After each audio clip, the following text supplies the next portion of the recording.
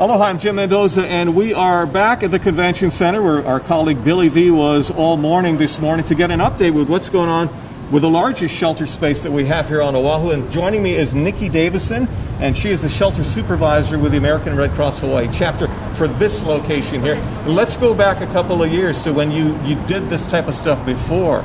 You said it was with Lane, Olivia, I believe, right? How does this one compare as far as sheltering people?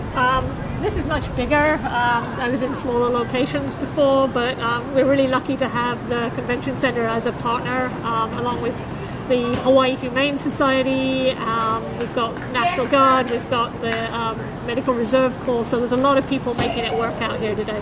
When we were walking up here off of Atkinson Drive, I saw a city bus out here. That's how folks have been getting to you this morning, right? I believe so. I haven't actually been watching the buses drop people off, but I was told there were busloads of people getting dropped off, yeah. Nikki was really sweet. She went inside and to do a quick check and to get a numbers report for us. What's the roundabout figure number that you have for folks who are seeking shelter here?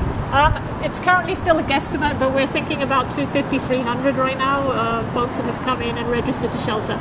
We're going to be open until it's not safe to open the doors anymore with the storm, so if you still need to shelter, then please come on down. But please be aware of the fact that we are providing no food, no water, and no bedding, so you will need to bring enough to ride out the storm with you when you come. I noticed that there's some staff right back here, Darren, if we can get a shot of some folks right back here that are working in the doorway. What are they doing? Are they doing the intake? Yeah, so we've got the convention center actually has some of the thermal cameras, so they're actually doing a preliminary screening. You walk in the door and it's a thermal camera, says yes or no, you're hot or cold. If you're looking a little hot, then we have some medical folks who will do a secondary and tertiary temperature screening. I don't know if you can see through there, there's an area that's got some black curtains, that's kind of a triage area. And then if there's anybody that we have concerns about health-wise, we're actually utilizing some of the smaller rooms on the third floor to isolate those folks. I know that space is a consideration and concern. Now, what can you accommodate as far as numbers go if the numbers keep rising through the day? Okay, so I've been told that the area that we have is about 60,000 square feet. Normally we would be allocating 10 square feet to people, but because of COVID we're now allocating 60 square feet per person. So I guess our capacity is 900 to 1,000 people. So right now we're still well under capacity, and also we do have the option of using some of those third floor rooms for overspill if needed. Aside from the buses that have brought people in, people can drive here and they can park their vehicles in the facility too, right? Correct. If you are actually staying here in the facility, the parking that is off of Kalakaua Avenue is open, and then we actually have a second screening area up there, so you can actually enter through the parking lot into the shelter itself. Do you find, Nikki, when you do an eyeball check and people are coming in here, that they're coming in prepared? Majority of folks are prepared. There's been one or two. We can actually check you in, even if you come with nothing. There are some stores in the area that appear to be still open.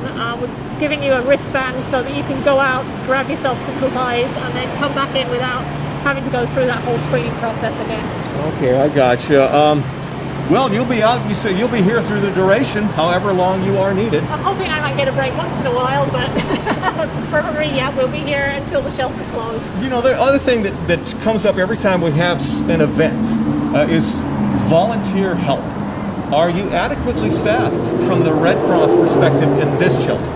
At this point, we are, yeah. We've definitely, because we've had to open up more shelters because of the social distancing issue, we have needed more volunteers, and I'm glad a lot of people have answered the call.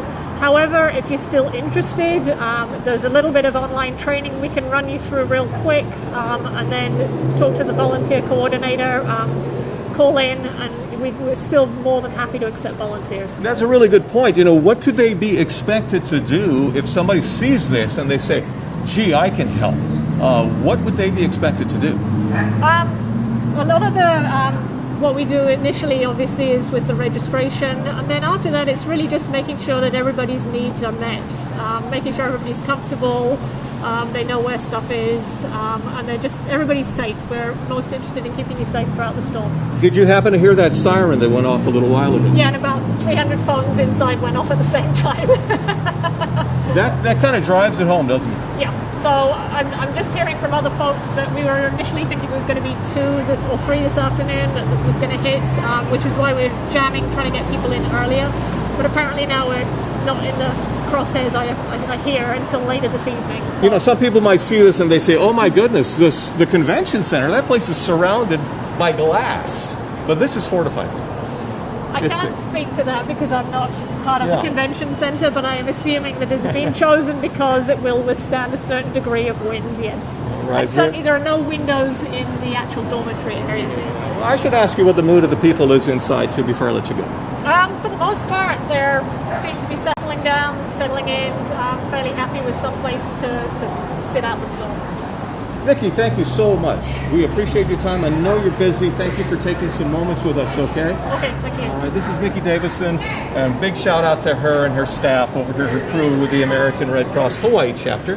They're doing a wonderful job here at the convention center, and we will check back with them periodically through the day. So we'll be coming and bothering you again sometime today, Nikki. Thank you. Okay, thank you. Guys, that's it from on this side. We'll send it back to you.